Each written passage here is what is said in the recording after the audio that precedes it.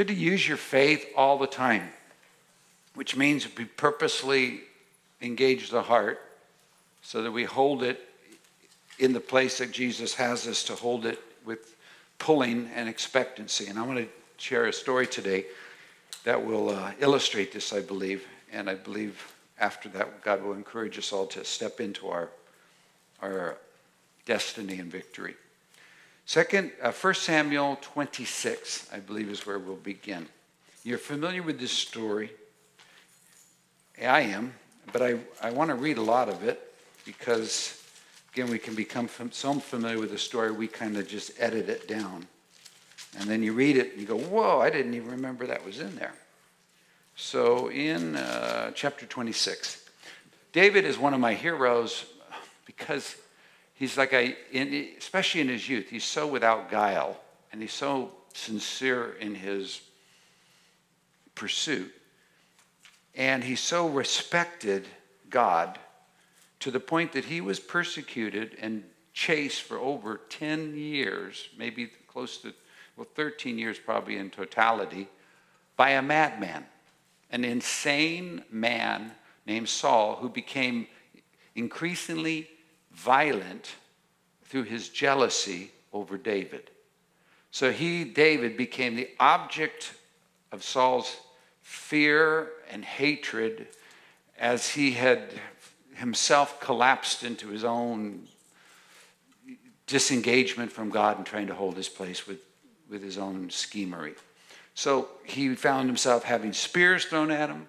Finally, it became apparent that he wouldn't be able to keep living in the same palace or the same city, and he escapes to the wilderness. He is chased by 3,000 men, men of valor. 2 different times he is at a place where there's really an encounter that you could look at, and his men looked at like was a supernatural opportunity to get rid of your enemy.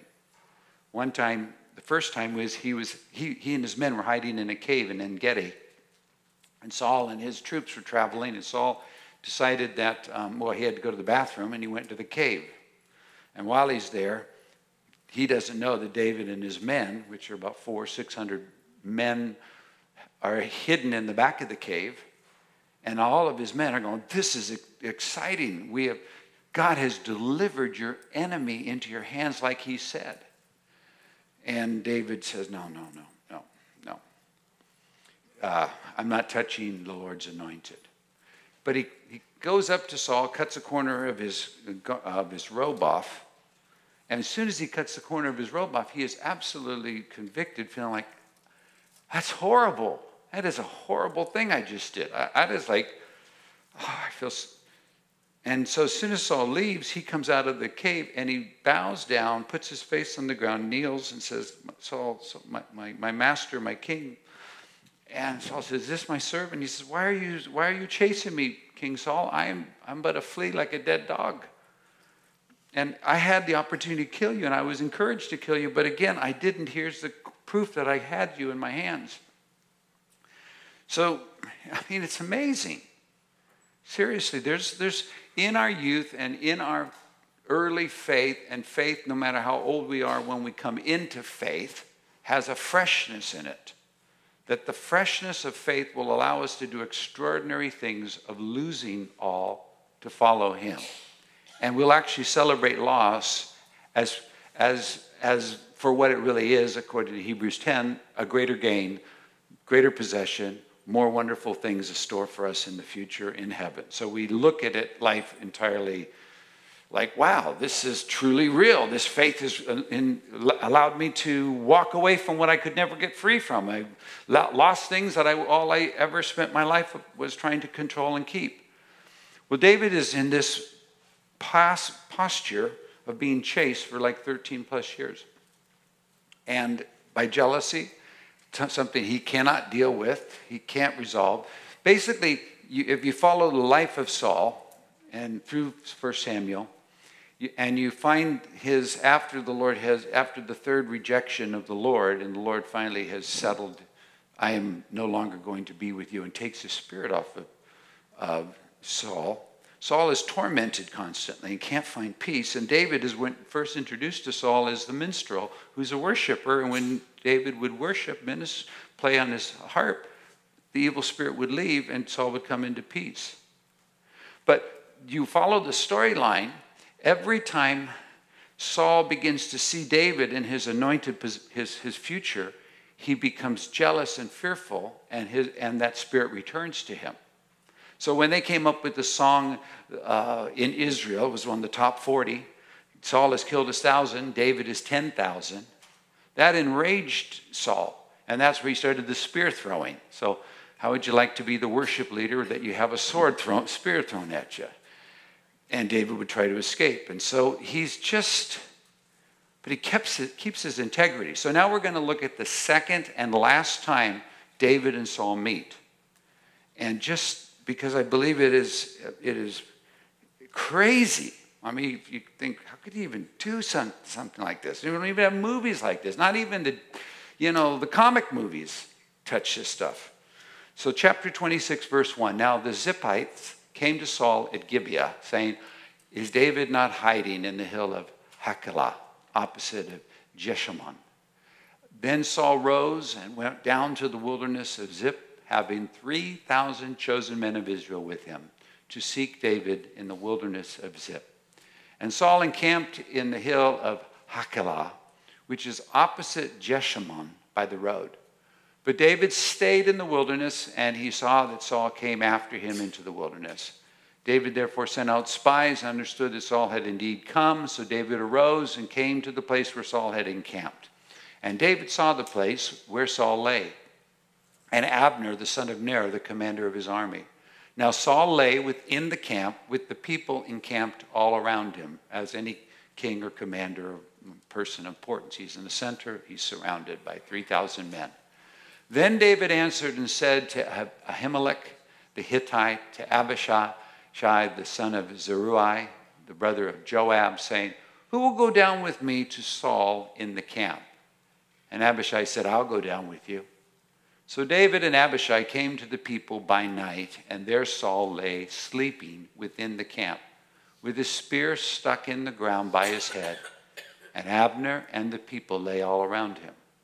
Then Abishai said to David, God has delivered your enemy into your hand this day. Now therefore, please let me strike him at once with the spear, right to the earth, and I will not have to strike him a second time. He's appealing to David. He knows David's conscience won't let him kill him, but now he's saying, let me do it, and I won't have to, it'll be a merciful kill. But David said to Abishai, do not destroy him, for who can stretch out his hand against the Lord's anointed and be guiltless? Therefore David said, furthermore, as the Lord lives, the Lord will strike him, or his day shall come to die, or he shall go out to battle and perish. The Lord forbid that I should stretch out my hand against the Lord's anointed. But please, take now the spear and the jug of water that are by his head, and let us go. So David took the spear and the jug of water by Saul's head, and they got away, and no man saw or knew it or awoke, for they were all asleep, because a deep sleep from the Lord had fallen on them. Now David went over to the other side and stood on the top of a hill afar off, a great distance being between them. And David called out to the people and to Abner the son of Ner, saying, do you not answer, Abner? And Abner answered and said, who are you, calling out to the king? So David said to Abner, are you not a man? And who is like you in Israel? Why then have you not guarded your lord the king? For one of the people came in to destroy your lord the king. This thing you have done is not good, and as the Lord lives, you deserve to die, because you have not guarded your master, the Lord's anointed. And now, see, where is the king's spear and the jug of water that was by his head? Then Saul knew David's voice and said, is that your voice, my son David? David said, it is my voice, my Lord, my king. And he said, well, why does my Lord thus pursue his servant? For what have I done, or what evil is in my hand? Now therefore, please let my Lord the king hear the words of his servant. If the Lord has stirred you up against me, let him accept an offering. But if the children of men, may they be cursed before the Lord. For they have driven me out this day from sharing in the inheritance of the Lord, saying, go serve other gods. So now, do not let my blood fall to the earth before the face of the Lord. For the king of Israel has come out to seek a flea, as one hunts a partridge in the mountains. Then Saul said, I have sinned. Return, my son, for I will harm you no more, because my life was precious in your eyes this day. Indeed, I have played the fool and erred exceedingly. Saul has said this 4, 5, 6 recorded times. So this is, you see, there's a capacity to come into clarity inside of a place that you yourself cannot sustain. In other words, David is stepping into so much of the kingdom, and there's so much freedom of truth that's taken hold that Saul's stepping into the right mind, and he can think clearly. But the next time jealousy kicks in, and fear of the future and his loss of his kingdom grips his soul, he'll just turn into the madman again, because he himself does not hold that place inside himself. He's not built that conviction and that faith. So, it's nice words. He means it. They're sincere, but he can't keep it. It's like we know too many people that will be really sorry for their actions, wish and say, I will never do that again, and then they just do it again. It can be spousal abuse. It can be just all kinds of craziness that people in all their power want not to, but then there's a trigger that hasn't yet been dealt with. They haven't resolved that place in God, or are unwilling to submit that back to God. See, Saul had to, way back when the song first came out that said David has killed his 10,000, he would have had to say, wow, the next generation is rising in a greater dimension than I am. I may have gotten 1,000, but the next is taking 10, may it be. We give grace to the sound. Jonathan, my son, who is next in heir to be the king, has chosen David as a companion and has already brought service to him. Something's happening far greater than anything I can touch. Let it be, Lord. Let it be. May the will of the Lord be done. But he didn't, because he couldn't. He was afraid because he was a man-placed king. He had everything of man's attributes and nothing of the heart of God. He was head and shoulders taller than all of Israel. He was good looking. He had all the valor, all the imagery that you'd want. He was a man's man. But he was set up by man, and he was affected by man's opinions, man's absence, man's disappearance. And without telling you all the 3 different times he fails God and before he's finally rejected, you would see that he is more influenced by the opinion of man and the fear of man than he is by the opinion of God and the fear of God. So we have a moment, we have freedom, and he can think in his right mind, come home, son. And David answered and said, here is the king's spear. Let one of your young men come over and get it. And may the Lord repay every man for his righteousness and his faithfulness, for the Lord delivered you into my hand today. But I would not stretch out my hand against the Lord's anointed. And indeed, as your life was valued much this day in my eyes, so let my life be valued much in the eyes of the Lord. And let him deliver me out of all tribulation. Then Saul said to David, may you be blessed, my son David. You shall do both great things, also still prevail. And also still prevail. So David went on his way, and Saul returned to his place. Now, what I want to point out, and I believe this is the most important part of the hinge of the message. If you get this, then it gives me a lot of comfort. Many times, and probably for all of us, we will at some point exhaust our righteousness. We will be as good as we can be as long as we can be. And it isn't that we all of a sudden decide, I'm not going to be good anymore and I'm not going to do this stuff. It's just we lose the means to do what we're doing and the reason we were doing it. And we kind of come into I don't think things are ever going to be different. I'm going to forever be in this cat and mouse game. I'm going to always be chased. I'm going to never get out of this. Even though all these words and prophecies and things have happened, it's just We get exhausted, I think. I think it's like Elijah after Jezebel. You just get exhausted. Your soul runs out of capacity to hold its thought and the spirit.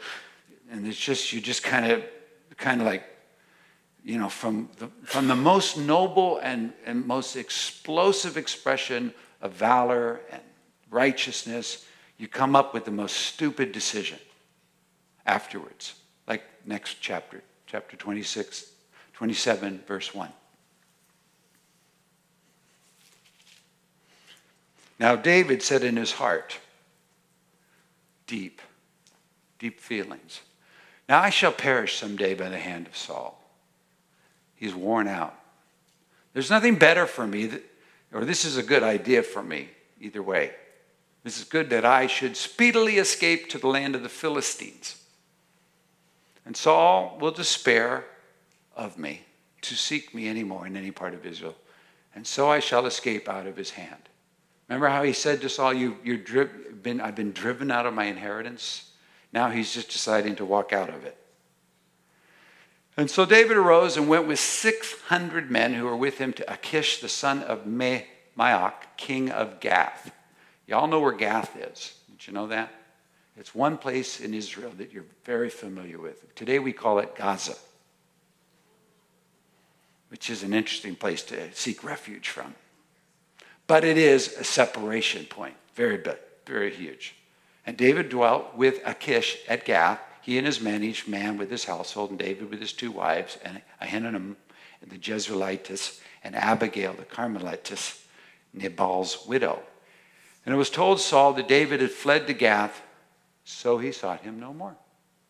So mission accomplished. Thank God. Break. And he was there for about 1.5 years. And David said to Achish, if I found favor in your eyes, then let me have a place in some town in the country that I may dwell there. For why should your servant dwell in a royal city with you? So Achish gave him Ziklag that day. Therefore Ziklag has belonged to the kings of Judah to this day. Now the time that David dwelt in the country of the Philistines was 1 full year and 4 months. And David and his men went and raided the Geshurites and the Girzites and the Amalekites. For those nations were the inhabitants of the land from of old, and as you go to Shur, even as far as the land of Egypt. And whenever David attacked the land, he left neither man nor woman alive, but took away the sheep, the oxen, the donkeys, the camels, and the apparel, and returned and came to Achish. Then Achish would say, where have you made a raid today? And David would say, against the southern area of Judah, or against the southern area of the Jerahmeelites, or against the southern area of the Kenites. David would save neither man nor woman alive to bring news to Gath, saying, lest they should inform him on us. Thus David did.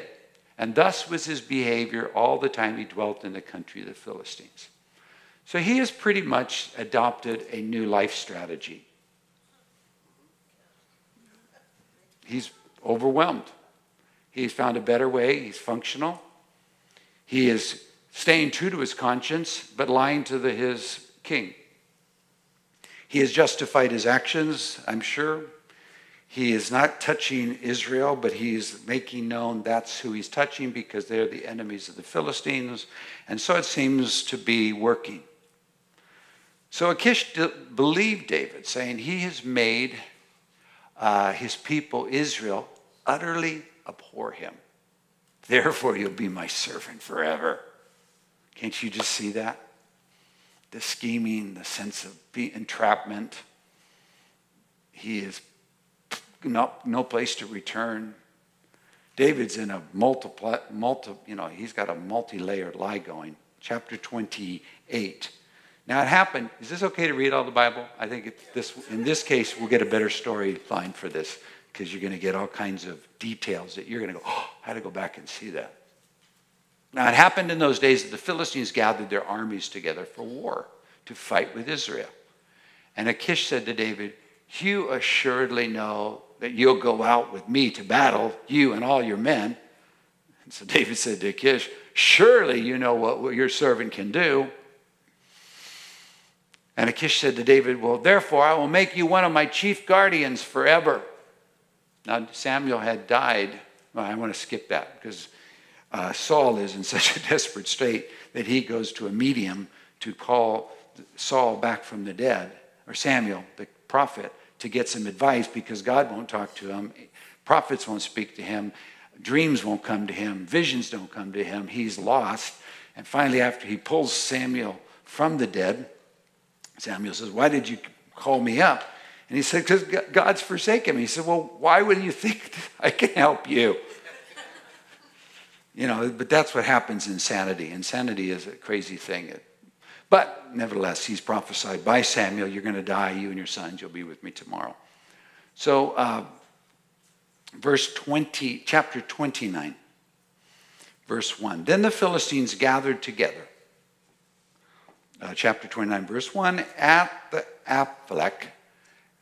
Aphek, and the Israelites encamped by a fountain which is in Jezreel. And the lords of the Philistines passed in review by hundreds and by thousands, but David and his men passed in review at the rear of Achish. So kingdoms were smaller. They were conglomerate tribes led by kings that made up nations, and all of them are now parading and setting themselves in position. And here comes Achish, and here in the back comes David's 600 men. Then the princes of the Philistines said, what are these Hebrews doing here? And Achish said to the princes of the Philistines, is this not David, the servant of Saul, king of Israel, who's been with me these days or these years? And to this day I have found no fault in him since he defected to me. But the princes of the Philistines said, we're angry with him. So the princes of the Philistines said to him, make this fellow return, that he may go back to the place where you've appointed for him. Do not let him go down with us to battle, lest in battle he become our adversary. For with what could he reconcile himself to his master, if not with the heads of these men? Is this not David, of whom they sang to one another in their dances, saying, Saul has slain his thousands, and David his 10,000s? Then Achish called David and said to him, surely, as the Lord lives, you have been upright, and your going out and your coming in with me in the army is good in my sight. For to this day I have not found in you, since the day of your coming, or not found evil in you since the day of your coming to me. Nevertheless, the Lords do not favor you. Therefore return now and go in peace, that you may not displease the lords of the Philistines.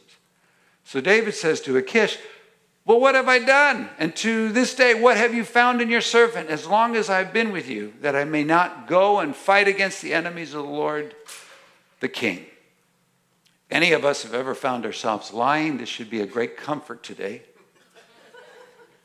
As we fudge a bit in the story of life and we start finding ourselves playing two sides and trying to hold our place, this David, he's in a heap of trouble, but God has delivered him from putting him into an army moment or a battle moment. Then Achish answered and said, David, I know that you're as good in my sight as an angel of God. Nevertheless, the princes of the Philistines have said, you shall not go up to us with us to the battle. Now therefore rise up early in the morning with your master's servants who have come with you, and as soon as you are up early in the morning and have light, depart. So David and his men rose early to depart in the morning to return to the land of the Philistines. And the Philistines went up to Jezreel. Verse chapter 30. Now it happened when David and his men...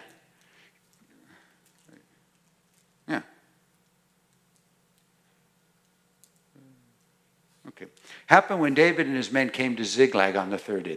I was looking for the third day. So it's a journey from where they were camped. Took 3 days to get back to Ziklag. Probably took 3 days to get from Ziklag to where they were. A day for the parade. So a 7-day absence from their home, their town.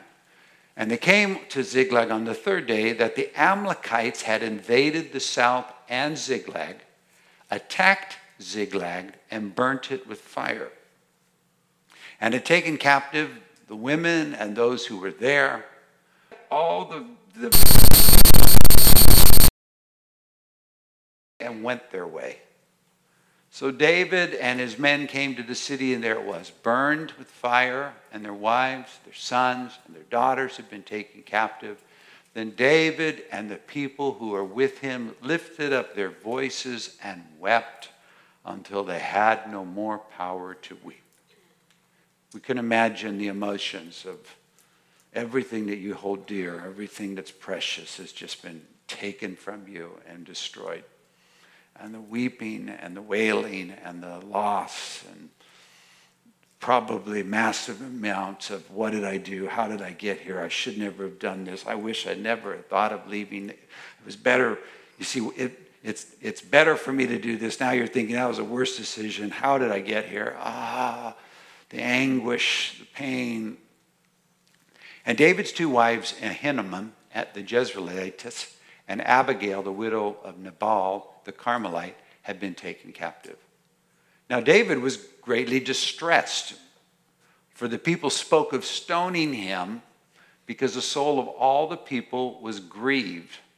Better translation would be now was bitter, because they were Mara. They were like everything had been taken from them. Every man for his sons and his daughters. So loss creates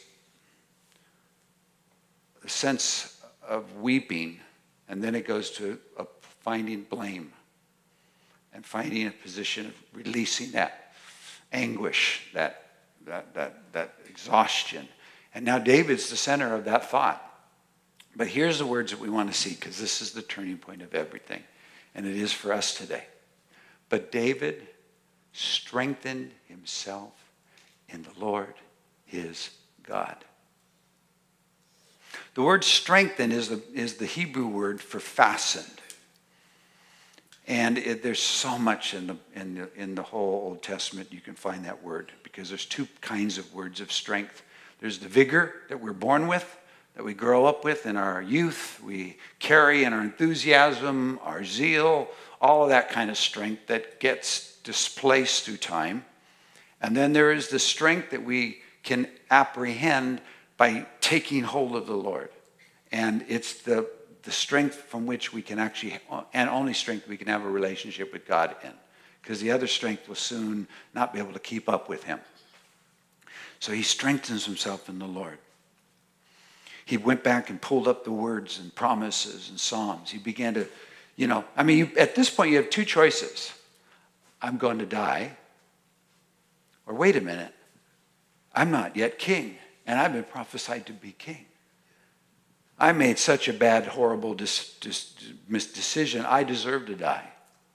Or, that may be the most horrible thing and stupidest thing I ever did, but I'm not ready to die.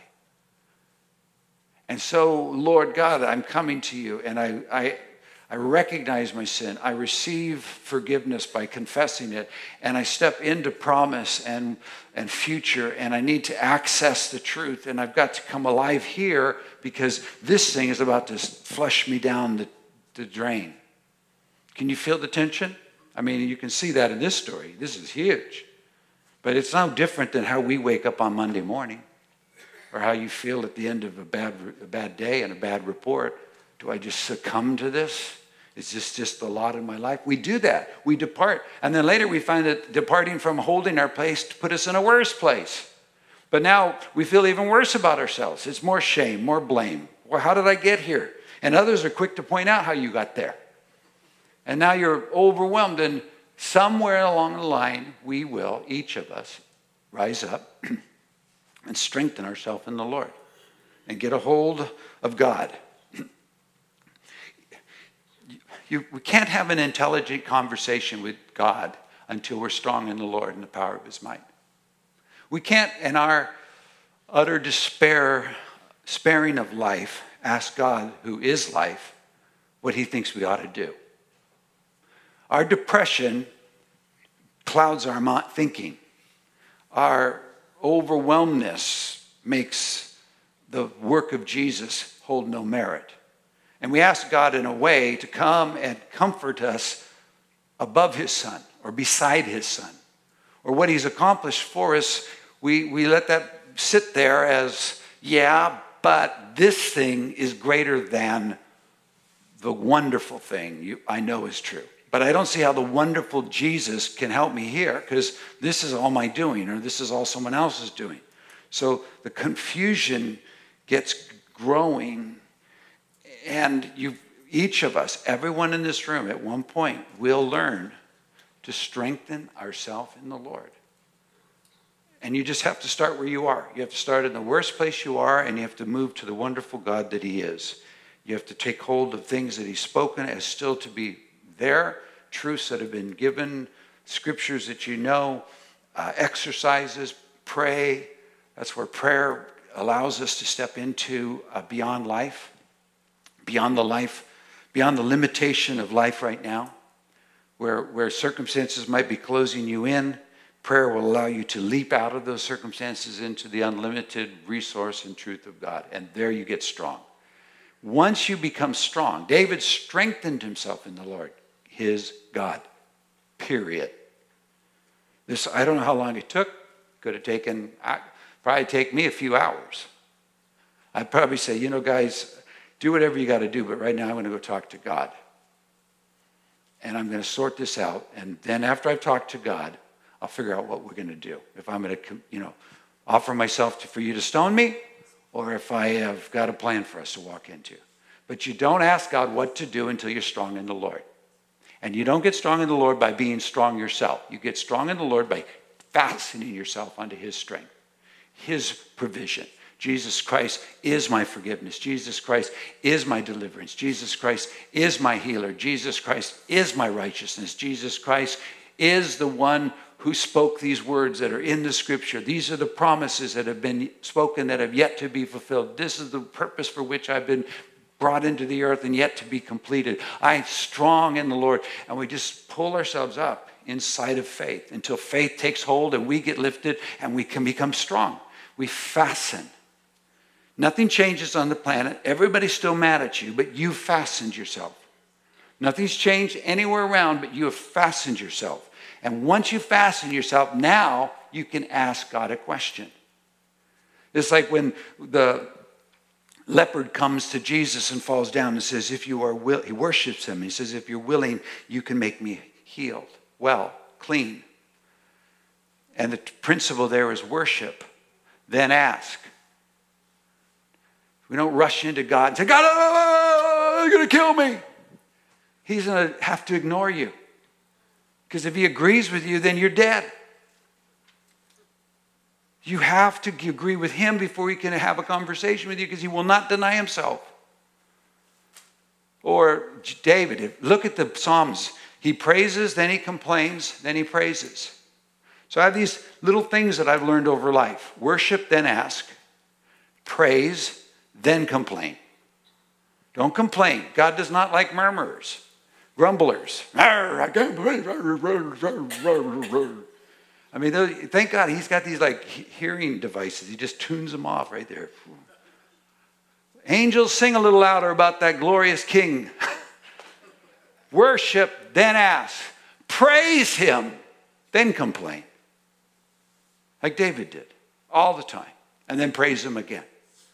We have to rise up to agree with him, take hold of his strength to make peace with him so we can have peace. He will make peace with us if we come up into his strength. So then David says to Abiathar the priest, Ahimelech's son, please bring the ephod here to me. And Abiathar brought the ephod to David, which is the custom of inquiring of the Lord, was with this ephod. And so David inquired of the Lord, saying, shall I pursue this troop? Shall I overtake them? And he answered him, pursue, you shall surely overtake them, and with all fail, recover all. I want to say to you, everyone in this room, I don't care where you are, what you've done, what's happened to you, who did what to you, your future is recoverable because your future is in Christ. Cannot be altered, cannot be taken away. All you are lacking is being strong in the Lord and the power of his might, connecting to him and no longer being unconnected because of other things and other people. I don't care if you lied your way for the last 15 years. One 15-second times of truth and re-encounters and accepting the truth into your being, and all of a sudden you are lifted back to forever of the future. It is the most wonderful thing we've ever been given. So David went, he and his 600 men who were with him, and they came to the brook of Besor where those stayed who were left behind. 200 are just overwhelmed. I'm thinking how I'm going to close because time's running out.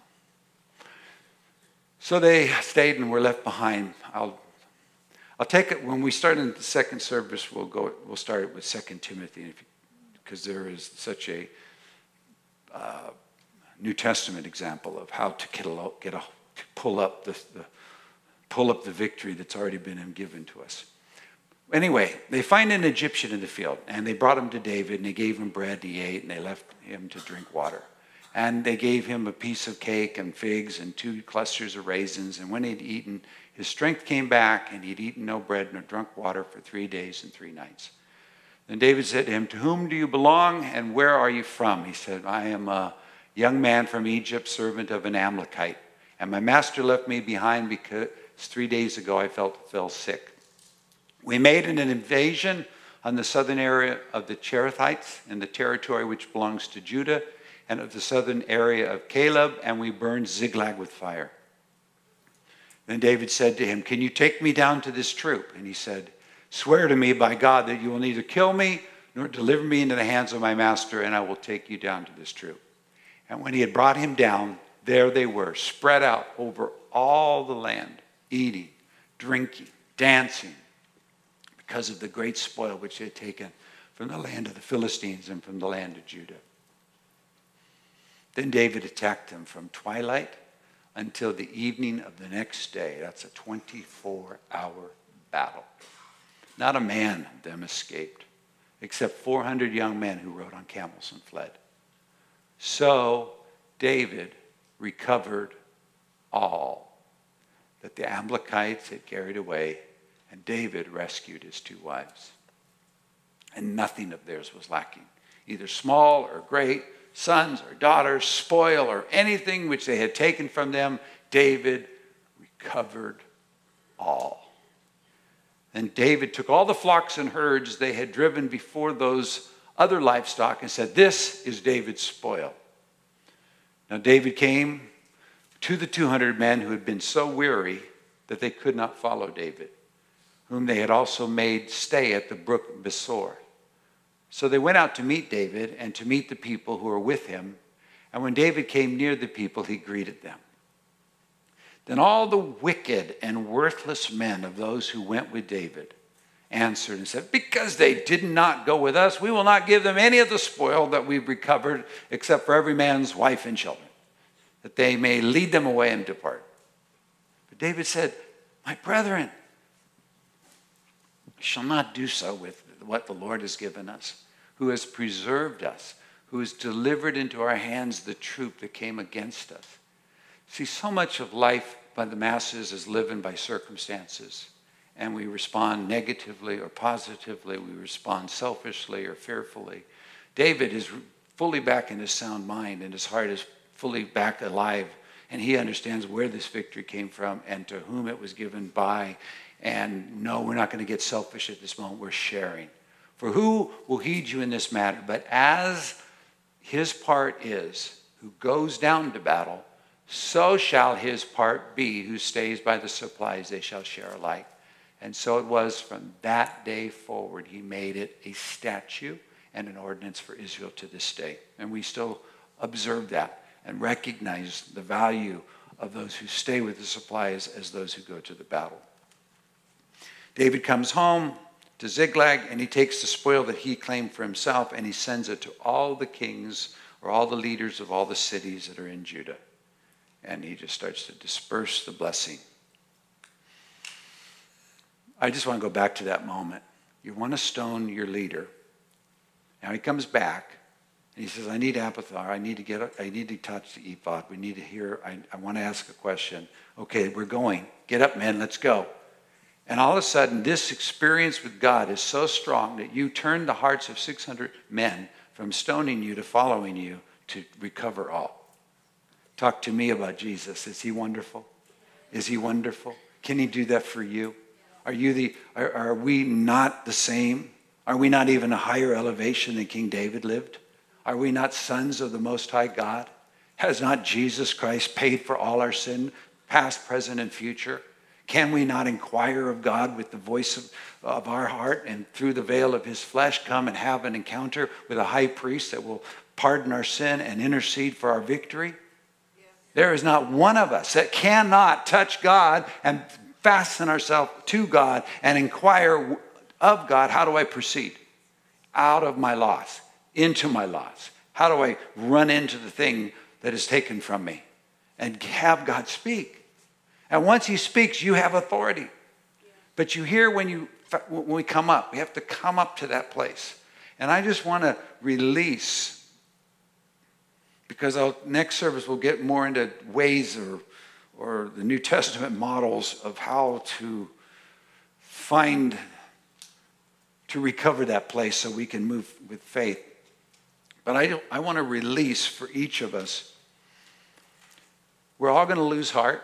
We're all going to make mistakes. We're all going to compromise our high place that we started at and go to a lower place that we're supposed to live from. And all of that's going to happen.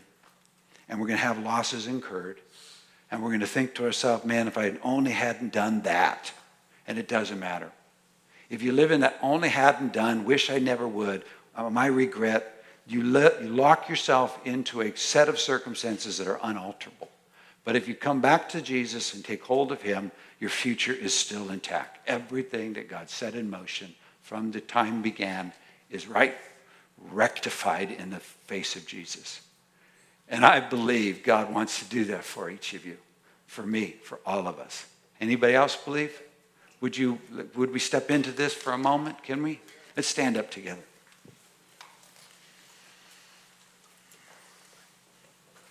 Lord, you know each of us in this room, everyone online. You have watched us from the beginning of time. You foreknew us and called us and so forth. And now you know us today. And you see where we are, and you see what's come of us, what's overwhelmed us, what has been taken from us, what we've lost, what's been stolen, how we got here.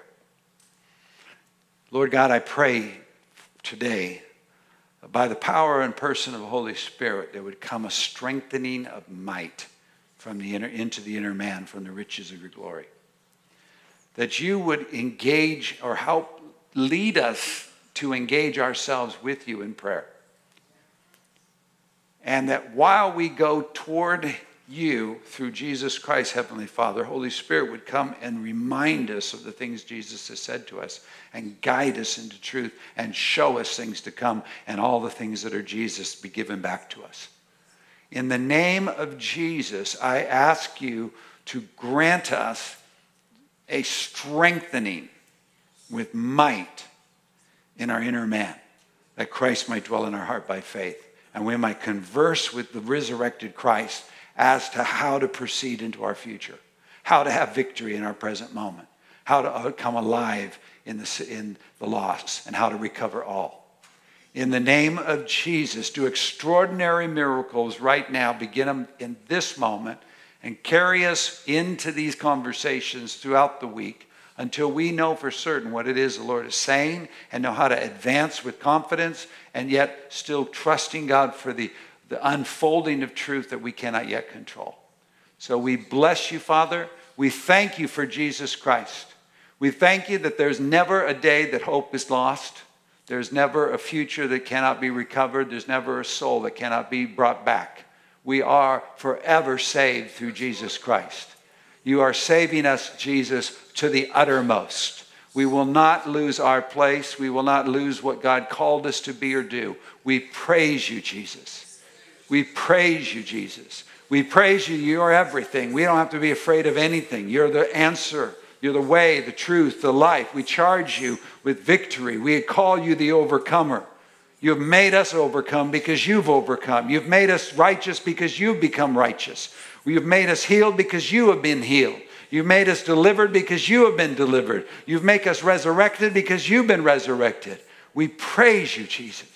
We praise you, Jesus. We come up to the sound. We rise up to this agreement with this glorious Lord this glorious, triumphant, victorious Jesus. May it now manifest in our conversation. May we now talk to you about where, how, and what we are to advance in the ways we are to carry ourselves. And we thank you that as the victories come, we will honor you as the one who gave it. We did not all of a sudden get smart or godly or powerful. It's just you and your great kindness in the name of Jesus. In Jesus' name we pray. Amen. Amen. God bless you all. Thank you.